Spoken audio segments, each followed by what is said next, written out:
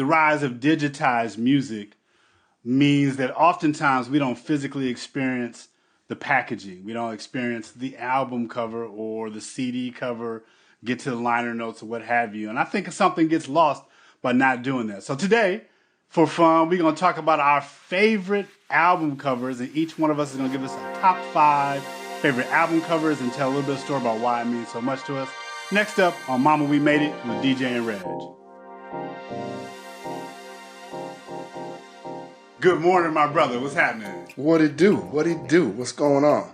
Man, slow motion. Well, good. I'm trying to read your shirt. I can see fashion service. I can't see what else is on there. What's that?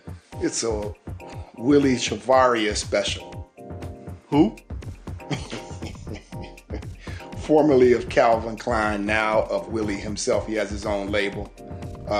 Creative director, entrepreneur.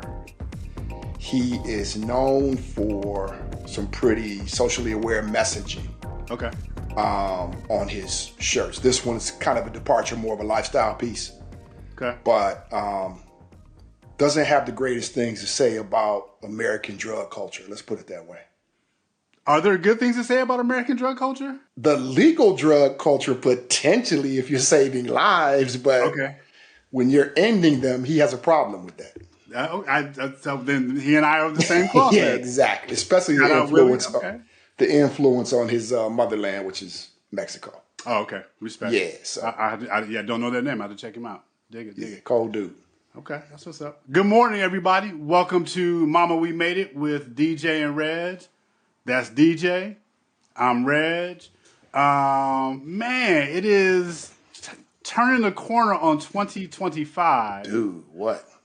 Which is really, really, really, really crazy. And, you know, a lot has happened, man. But we talk a lot about things that are important to us. And one of the things that we've been talking a lot about, just me and you over the years, is music in general, albums, wax in particular. Today we're going to talk about album covers, our favorite album covers, and more broadly, what do they mean? What's the value? And, you know, is the game broken? Will we ever really get back to a good season of album covers? So, first, I'm going to kick it to you, man, to open this up. What does an album cover mean to you? Does it mean anything at all? Everything. You know, part of the journey for me is going all the way back. I'm on the floor. My mom's on the couch reading a fashion magazine Saturday morning. We're about to eat breakfast. It's cooking. She's chilling, living her life, talking on the phone to her girl.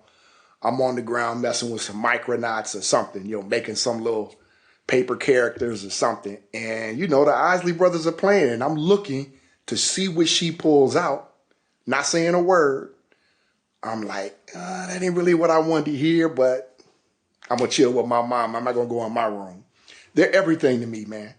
It was the precursor to what my Saturday was going to be like. Yeah, so how about you? Everything, man. It's funny you tell the story that way because I remember growing up reading the back of cereal boxes.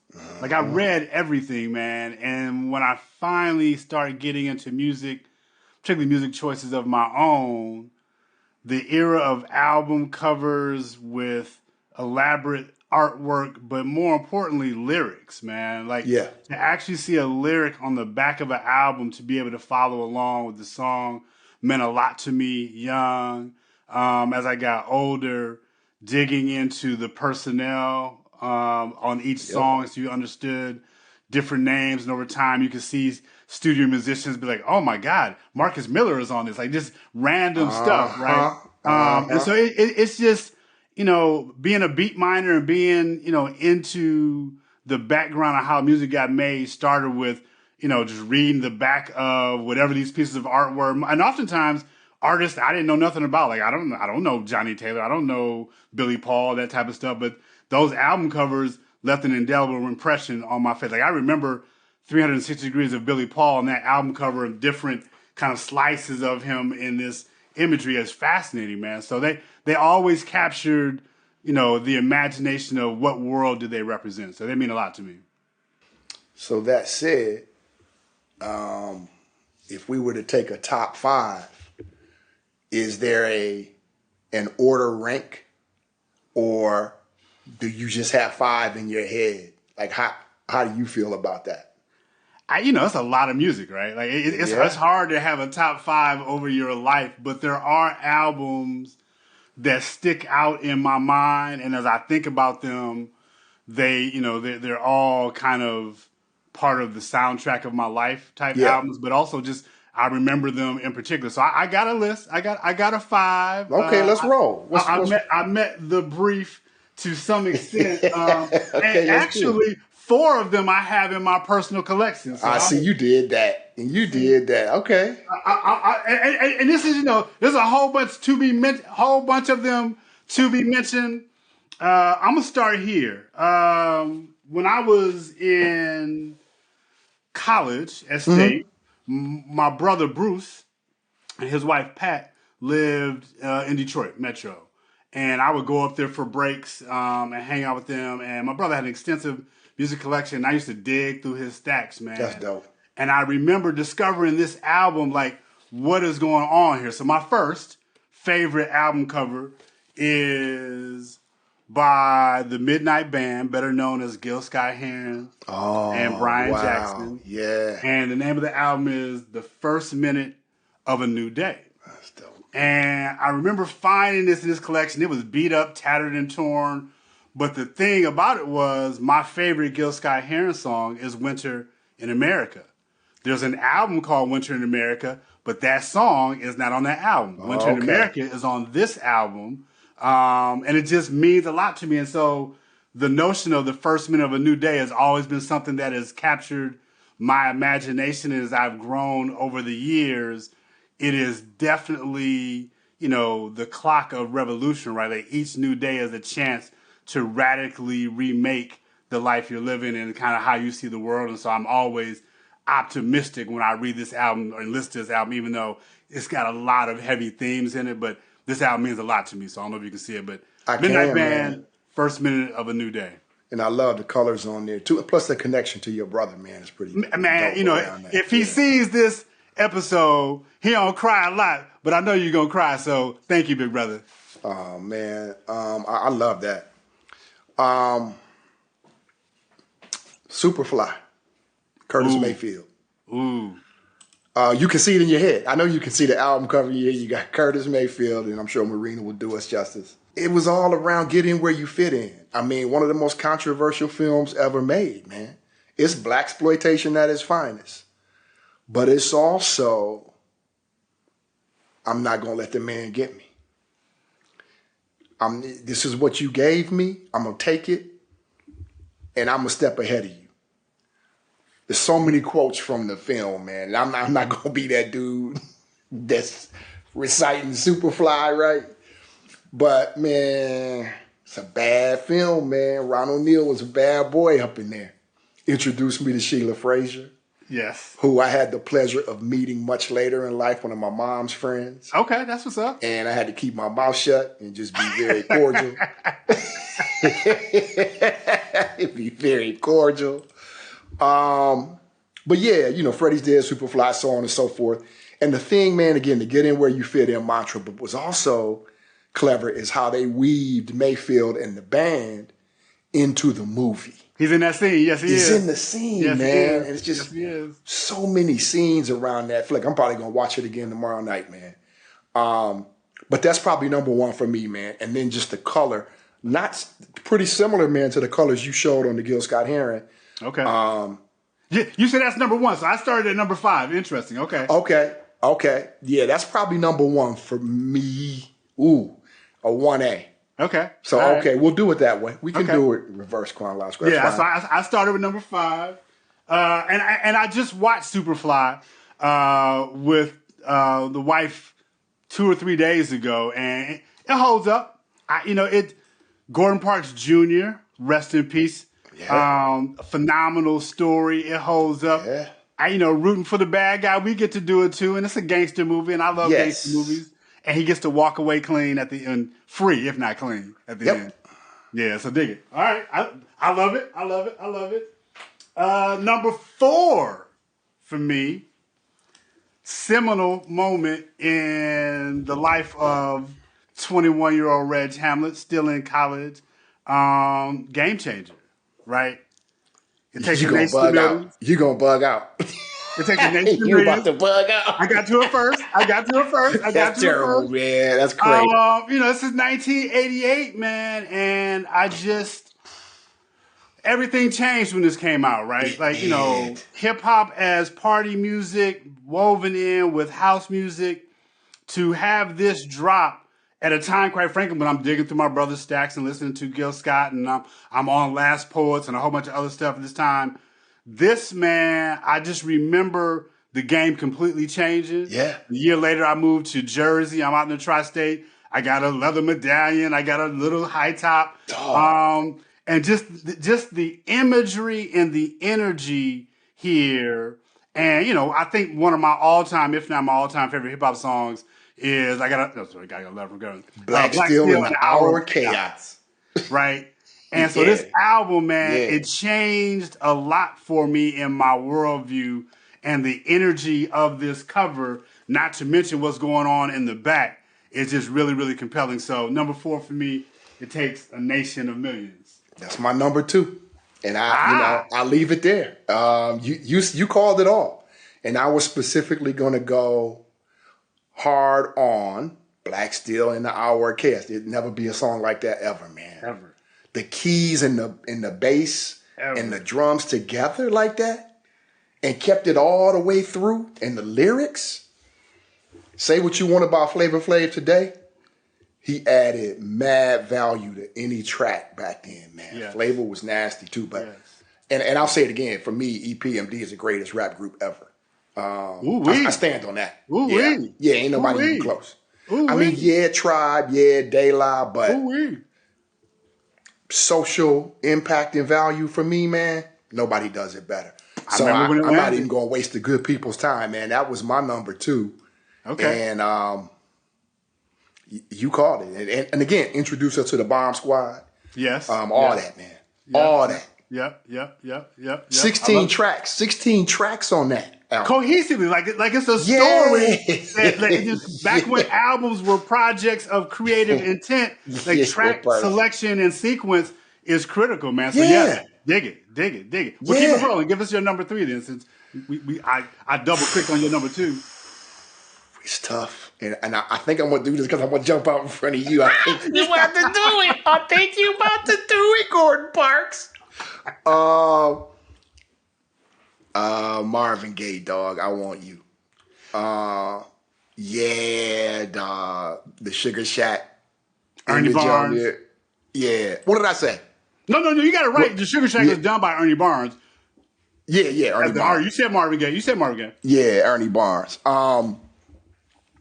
Look, man. That was a tone setter for me, and we know the connection between Leon Ware and Marvin Gaye, and I'm a big Leon Ware fan too, man. But Marvin was like an angel, man. He was like an angel. His voice, again, that's a tone setter for the day. The imagery on that album cover, man, just sits in my head. The little history I did, man, supposedly that actual piece sold for about $15.3 million in 2022. Mm-hmm. But, that's my number 3, man. And it was all about, look, let's live. Life is hard, trials and tribulations. But as a community, we know how to get it into. And we're going to live life tonight. And that's what that imagery says to me. And needless to say, man, Marvin was just an angel. So that's 3 for me, man. How about you? An angel to my ears. He was an angel. Angel to my ears, man. It was ear honey. Yeah. And it's warm. I mean, you're right. That album was warm. The picture of the Sugar Shack on the cover and just the evocative nature of brothers and sisters doing their thing together in unison and rhythm. Like, it's almost like that picture is moving, even though it's a still. It's amazing. It's warm. Yes. I want you. All those vibes, man. For sure. After the Dance on that album? I think After the Dance is in I there. will Maybe it's have mixed. to I'm go not back, sure. man. He has so many pieces, and I'm Yep. confusing it with some of Leon Ware's Yep. versions of those songs. But I Yep. believe After the Dance is on that. That's my song. That's my song. All right, that's your number 3. Number 3 for me is where'd it go? Right here. My first concert, Ooh, Mothership Connection, that's nasty. was That's nasty. seminal, right? As it relates to not just P Funk, not just George Clinton, not just the fact that they actually came down in this spaceship. You know, you meet Sir Nose devoid of funk. Like you feel that you've gone into a different world, and at the same time, it is, you know, today's world, the real world. And so I just love that image of we are interstellar as a people, right? There you We go. are cosmic as a people, and the sounds, to your point, Ear Honey, the bass, all this going on there, Bootsy in the mix, like all the things, but that cover and George breaking the frame will always be just, you know, magic for me as a youngster in the 70s, and it kind of raised the bar of expectation around what music could be and what it could do. So number 3 for me is Mothership Connection by Parliament, led by the brother George Clinton. George Clinton. And, you know, we both spent time at the Swoosh, man. I believe it was 1997. We had a global sales meeting. We used to have global sales meetings back then. Okay. Do you know they hired Parliament Funkadelic to perform in Portland at a Nike meeting? How'd that go? For me, it was fantastic. Was he still, in 97, he was still doing a good job of performing at the highest level, relatively. Yeah, that was a while ago, and it was funky. It was funky. Yeah, and at the time I probably wasn't aware of all the behind the scenes shenanigans and things that were going on. But I was still in the golf division then, but it was dope. And it's just the fact that they would even think to have Parliament Funkadelic headlining the whole national. It's kind of interesting. But I was all for it, bro. Cat tip. Yeah, let's face it, they gave them a chance to eat because you know they got paid. Mm-hmm. We like that. Yeah. All right, so what am I on? 3? 4, I think, for you. I'm on 4. It's my boy, man. I think he's the greatest of all time as it relates to musical artists. It's Prince. Okay. And it's controversy. Introduced us to the royal purple, all that. Lot of social messaging on Ronnie that Talked to album. Russia. Huh? Ronnie Talked to Russia is on that album. Right, on the cover. And if you recall that whole ab scam scenario, or FBI sting back in the day, he was hard and heavy on that, man. And I should have been giving the year on some of these as well, but I think this was 81. Yep. But dude, not his best album to me, and not the most thorough album. Very good. But the social implications around that and him telling you what he stands for. Like, don't get it twisted. I got the soft voice. I got all that. But I'm going to stand up. I'm going to tell you what's going on, and I'm not going to mince words at all. Yeah. And I really appreciated that, especially as a young cat then. And I think he's the best to ever do it, man, in terms of talent. I don't love everything Prince did. Yeah. But as far as, I think he wrote, produced, and performed arranged, music. Composed. Yeah, there you go. Every single song on there except one. And see, that's the beauty of that album. So a couple things. I'm 1,000%. It's over in the stacks as well. I almost put that on my list. I would argue that one could say that Do Me Baby is his best song. That's on that album. It is on there. You can make that argument if you want to. You could. What I love about that era, you're right, is those first 5 Prince albums love nothing more than turning one over and seeing all songs produced, written, arranged, composed, and performed by Prince, unless otherwise noted, and it was always like 90% of the song. Yeah. So super, super talented. But my favorite song on that album, Let's Work. Oh yeah, you talking about It's a great, it's a great album. It's not his best to your point, but it's a great album, and it lets me know whether or not you're a real Prince fan. If your Princedom starts with Purple Rain, we're talking about two different things. Oh, we're talking about two different things. For sure. Yeah, you can't go Uptown Dirty Mind, all that, man. But this one, I'm in my basement, which was also my bedroom, my little room, my hut, and I had that album cover front and center, man. So that's 4 for me, brother. Okay. Number 4 for me, also in the collection. How did I know? How did you know? Sade, Diamond Life. I'm a senior in high school. I get this album, and I'm like, what is going on here? And it is just all the things as a band, as a sound, as a muse. I will always be in love with Sade do. This album, though, stays in heavy rotation. It's jazzy, it's soulful, it's political, it is storytelling, it is sequenced, it is some remakes on there. It's everything that I needed at that time in my life. I'm forever grateful. So, yeah, number 2 for me is Sade Promise. I'm sorry, Diamond Life. That's dope. Yeah, everybody knows. Everybody knows. Everybody knows. Everybody knows. Everybody knows. Everybody knows. Everybody knows, man. It's I strong. love her to death. And if you see her today, brother, it stays. We stay in touch. We stay in touch. All right, I got you. So we're down to the wire now, huh? This is your 5th, and it's about to be my 1st. I hope I'm not stepping on your toes here. Spirit, Earth, Wind, and Fire. The theme for me, man, is as a young kid person, it gets really deep, man. You know how I feel about my mom, and having her was a blessing growing up. Also, as an only child, brother, no dad, finding your self-identity and blackness is a journey, man. Mm-hmm. And these album covers, man, that made you feel real good about being black were necessary. Mm-hmm. So when you see Mystical Brothers, Happy, Proud, singing about Way of the World, Shining Star, I look back, man, I'm like, man, this was as instrumental as anything in terms of who I am. Absolutely.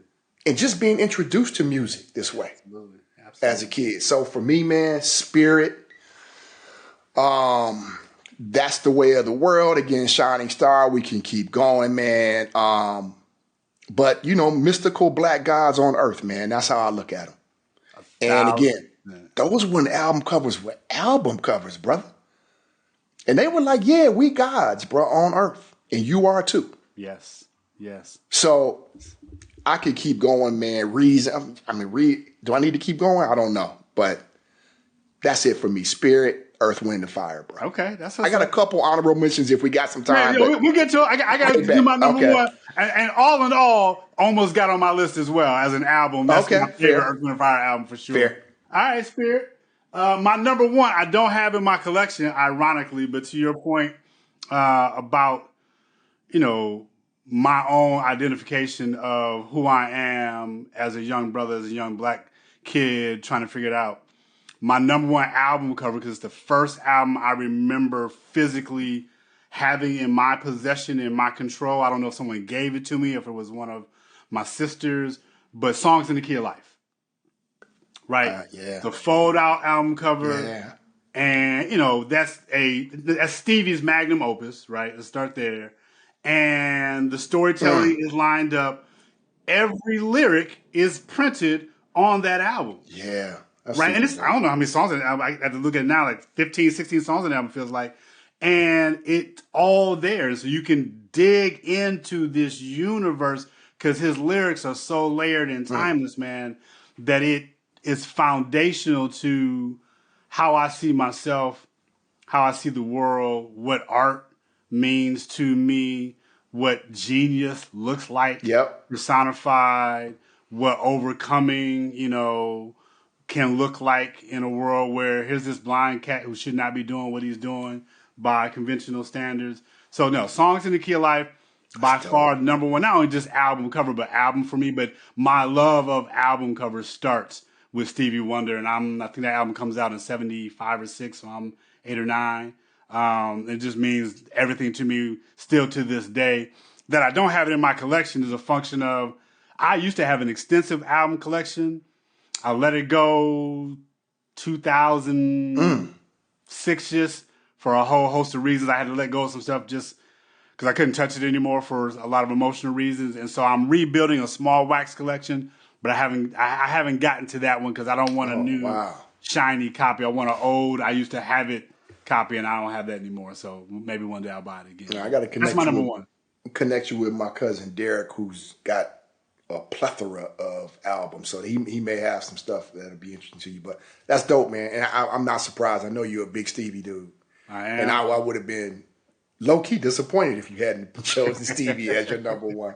We may have time for a couple honorable mentions, Run man. it. What you got? 1987. What are these cats doing? I haven't heard anybody rap like that. Paid in Full, Eric B. and Rakim. We know the album cover. Money Green behind them. Yes. They got the chains. They holding it, man. Yes. I Ain't No Joke. I Know You Got Soul. Paid in Full. Eric B. is president. It flipped the whole hip-hop game. Absolutely. So that's probably my number one honorable mention. How about you? I love that album. It means a lot to me. 18th letter, the R, all the things. I always identify with Rakim as the GOAT. I don't think that's going to change anytime soon. Honorable mention, I got a few, man. Again, sitting right here. These two are twins. This Ooh. Low End Yeah. Theory is, definitively, if you cut me open, this is what I bleed. Right? This is what hip hop means to me. That they followed it up with this That's dope. is crazy. And, the fun of going through every face on here on Midnight Marauders and picking up who's who is a fantastic thing. So I got a few others. A Love Supreme, John Coltrane. Mm-hmm. On the Rise, SOS Band. Honey, Ohio Player. Yeah. Tapestry, Carole King. And Gaucho, Steely Dan. Steely Dan. Are all up there as well. Okay. And I love them all. My number one album of all time is probably my honorable mention number 2 for album cover of all time. And that's Go For Your Guns, Isley Brothers. Sure. Most thorough album ever made, in my opinion. Definitely in the soul genre. Voyage to Atlantis, Footsteps in the Dark. We can keep going, climbing up the ladder. The guitar riffs, you hear Jimmy, you hear a bunch of stuff in there, man, the voices. But that's another one of those album covers. Saturday morning, 11 years old, on the ground, but that's 77. Just had a week of school. I get to spend the weekend with mom, hanging, doing whatever we gonna do, man. And that's another one. Lastly, for me, coldest guitar player ever, Jimi Hendrix, Are You Experienced album cover. Okay. That dude is just psychedelic to me. My favorite Jimi Hendrix song, Are You Experienced? Okay. And again, man, just introduced me. Like, it's okay to like something that's not traditional R&B, etc. When I was introduced to him, it was a game changer. Sure. So that's it, man. Hey, Joe. For me. Love the list. Likewise. And it's in a world where we've gone from, albums to cassettes to CDs, and the habit of listening to music has changed and evolved to on the go. It's easy to skip over the art of the album cover, or let alone getting inside to liner notes and whatnot. Yeah. But I would highly encourage people, as history exercises, as artistic exploration, and as sources of creativity and inspiration, man, get you a couple of, physical copies of your favorites and just kind of read through it and see what you find, man. I always discover a name, a artist, a studio that I hadn't heard of, and it leads to some fun rabbit hole stuff. So that's our list. This is Mama We Made It with DJ and Reg. That's still DJ. I'm still Reg. Create your art, find your muse. We hope everybody is easing into the holiday season, and we send you a little bit of joy along the road. Peace and blessings. Mama made it. Mama made it.